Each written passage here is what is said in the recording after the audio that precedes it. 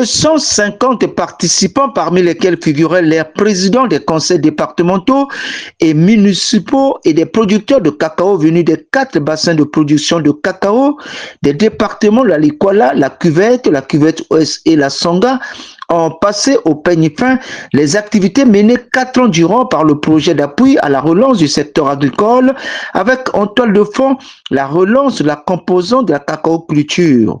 À l'issue de cet atelier bilan, toutes les parties prenantes ont de façon unanime salué les résultats probants réalisés par le PARSA, dont l'efficacité et le pragmatisme lui ont permis d'imprimer une meilleure organisation et la relance de la filière cacao dans la partie septentrionale du Congo.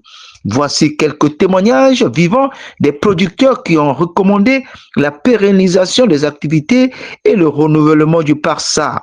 Nous remercions les autorités du PARSA de telle sorte qu'ils sont derrière nous pour nous appuyer, nous les planteurs. Au moment qu'on était à Sembe, on travaillait le cacao seulement comme ça, là, sans savoir, sans connaître la vie du cacao, or que le cacao a une vie. Dès que le PARSA est arrivé avec les enseignements, il nous a bien enseigné et il nous a donné aussi beaucoup de dons. Donc j'apprécie le PARSA parce que nous on souhaite que le PARSA ne s'arrête pas, qu'il y ait le PARSA 2. Les performances du PARSA ont été reconnues par le préfet du département La Songa, Edouard Denis Okuya. À l'occasion de la déclinature de la composante cacao du projet d'appui à la relance du secteur agricole du PARSA, notre département est fier, très fier, d'accueillir aujourd'hui l'ensemble des parties prenantes de ce projet qui a œuvré pendant plusieurs années au renforcement de la filière cacao dans le Nord-Congo. Votre présence témoigne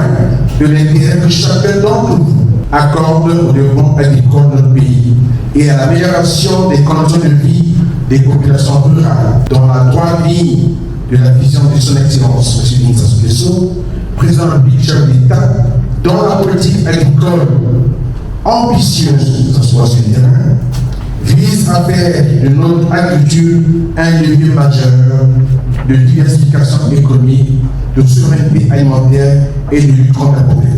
Le directeur de cabinet du ministre de l'Agriculture et de l'Élevage, Pascal Robin Ongoka, et la directrice adjointe de l'Agence française de développement AFD, Audrey Martinec Duplessis, sont satisfaits pour les objectifs atteints de la mise en œuvre de ce projet dans le Nord Congo. La filière cacao est aujourd'hui sur une voie de progrès grâce au PARSA. Le PARSA a proposé les premiers jalons de renaissance de la filière cacao. Il nous paraît de poursuivre cette voie et avec nos partenaires de mobiliser de nouvelles ressources pour avancer la construction d'une filière cacao prospère et durable.